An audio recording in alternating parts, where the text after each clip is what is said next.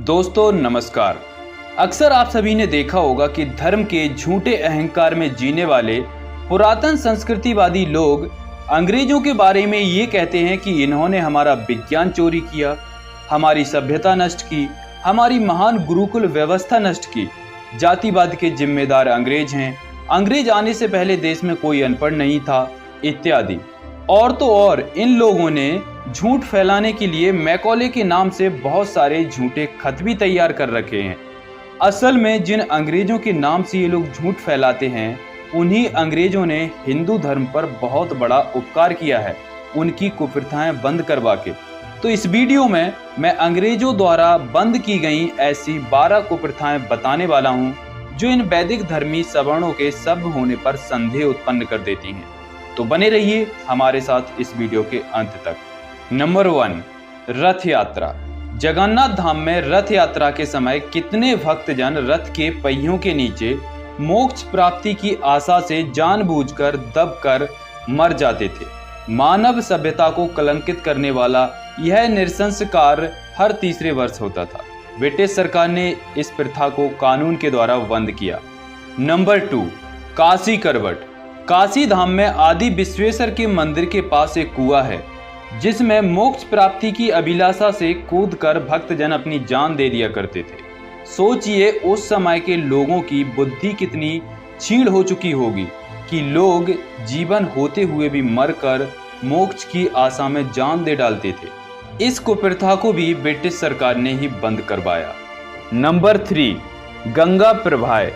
ब्राह्मणों ने नियम बनाया हुआ था कि शूद्रों के घर यदि पहला बच्चा लड़का पैदा हो तो उसे गंगा में फेंक देना चाहिए, और शूद्र इनकी बात मानकर अपने बच्चों को गंगा में बहाते रहे, क्योंकि ब्राह्मणों का ऐसा मानना था कि पहली संतान हुष्ट पुष्ट और शक्तिशाली होती है, और अगर पहली संतान को ही माँ से छीनकर गंगा में बहा दिया जाए तो उस माँ का दिमागी संतुलन बिगड़ सकता है, वो पागल भी हो सकती है, और इसके चलते वो दूसरे बच्चे को जन्म देने के लिए वैसी नहीं रहेगी जैसा कि वो पहले थी। तो आने वाली संतानें उसकी कमजोर ही पैदा होगी, जो कभी ब्राह्मणों से संघर्ष नहीं कर पाएंगे, और इनका वर्चस्व हमेशा बना रहेगा। इस क्रूर प्रथा को ब्रिटिश सरकार ने 1835 में कानून के द्वारा बंद करवाया। नंबर 4, चरक पूजा। काली के मोक्ष अभिलाषी उपासक के मेरुदंड में 2 लोहे के हुक घुसाकर उसे रस्सी के द्वारा चरखी के एक छोर से लटका देते थे, और चरखी के दूसरे छोर में बंधी हुई दूसरी रस्सी को पकड़कर उस चरखी को खूब जोर जोर से तब तक नचाते थे जब तक कि उस उपासक के प्राण ना निकल जाएं। इस प्रथा को ब्रिटिश सरकार ने 1863 में कानून के द्वारा बंद किया। नंबर 5, सतीदाह। इसके बारे में तो सभी को पता ही होगा कि विधवा स्त्री को उसके मृत पति के शव के साथ उसी की चिता में जला दिया जाता था। इस अमानुष प्रथा का अंत ब्रिटिश सरकार ने 1829 में किया। नंबर 6, कन्यावध। उड़ीसा और राजपूताना में कुलीन क्षत्रिय कन्या का जन्म होने पर तत्काल ही उसे इस भय से मार देते थे कि उसको जिंदा रखने पर उनको किसी न किसी का ससुर साला बनना पड़ेगा। इस जघन्य प्रथा को ब्रिटिश सरकार ने 1843 में कानून बनाकर बंद करवाया। नंबर 7, नरमेध। यह पैशाचिक प्रथा ऋग्वेदीय सुनासेफ सूक्त को आधार मानकर उत्तर और दक्षिण भारत में प्रचलित थी। इसमें किसी अनाथ या निर्धन मनुष्य को दीक्षित करके यज्ञ में उसकी बलि चढ़ाई जाती थी। इस निष्ठुर प्रथा को भी ब्रिटिश सरकार ने 1830 में बंद करवाया। नंबर 8, महाप्रस्थान। इसका आधार मनुस्मृति अध्याय 6 श्लोक 31 माना जाता था। यह एक प्रकार का आत्मघात है।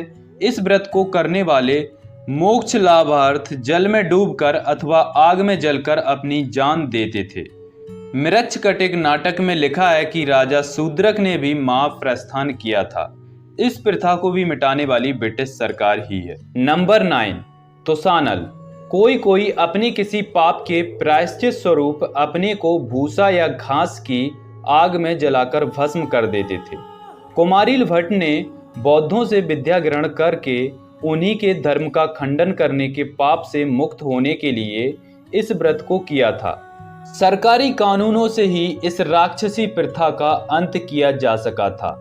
नंबर 10, हरि बोल। यह प्रथा बंगाल में प्रचलित थी। असाध्य रोगी को गंगा में ले जाकर उसे गोते दे देकर स्नान कराते थे तथा उससे कहते थे कि हरि बोल हरि बोल। यदि वह इस प्रकार गोते खाते खाते मर गया तो वह बड़ा भाग्यवान समझा जाता था, और यदि नहीं मरा तो वहीं पर अकेले तड़प तड़प कर मर जाने के लिए उसे छोड़ दिया जाता था। उसे घर वापस नहीं लाया जाता था। इस जघन्य प्रथा को ब्रिटिश सरकार ने कानून द्वारा बंद किया। नंबर 11, भृगु उत्पन्न। यह प्रथा गिरनार और सतपुड़ा पहाड़ों की घाटियों में प्रचलित थी। वहां के नवयुवक अपनी माताओं के द्वारा महादेवी जी से की हुई इस मनौती को पूरा करने के लिए कि यदि हमें संतान होगी तो हम अपनी पहली संतान को भृगु उत्पन्न कराएंगे, पहाड़ की चोटी से गिरकर अपने प्राण दे डालते थे। इस प्रथा को भी ब्रिटिश सरकार ने ही बंद किया। नंबर 12, धरना। याचक लोग विष या शस्त्र को हाथ में लेकर गृहस्थों के द्वार पर बैठ जाते थे और उनसे यह कहते थे कि हमारी अमुक कामना को पूरी करो, नहीं तो हम जान दे देंगे। गृहस्थों को उनकी अनुचित इच्छाएं भी पूरी करनी पड़ती थीं। इस प्रथा को भी ब्रिटिश सरकार ने कानून द्वारा बंद किया। तो ये थी कुछ कुप्रथाएं जो वैदिक धर्म सुधारक अंग्रेजों ने बंद की थी। असल में अंग्रेजों ने यहाँ की सभ्यता को नष्ट नहीं बल्कि यहाँ के जंगली असभ्य लोगों को सभ्य बनाया।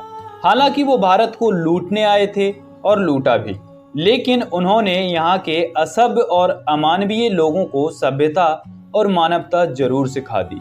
सोचिए, अगर अंग्रेज भारत नहीं आते तो ये प्रथाएं आज भी बंद हो पाती, या ऐसे ही चलते रहने के लिए हमारे सभ्यतावान लोग आंदोलन करते कि इन प्रथाओं को बंद करना मतलब हमारे धर्म को नष्ट करना है। हम इन्हें बंद नहीं होने देंगे, जैसा कि इन्होंने अंग्रेजों के टाइम में भी विरोध किया कि ये प्रथाएं बंद मत कराइए, पर इनकी वहां चली नहीं। आपकी इस पर क्या राय है, हमें कमेंट्स करके जरूर बताइए और वीडियो को लाइक करके ज़्यादा से ज़्यादा शेयर जरूर कर दीजिए। अगर चैनल पर नए हो तो चैनल को सब्सक्राइब कर ऑल नोटिफिकेशन ऑन कर लीजिए। धन्यवाद।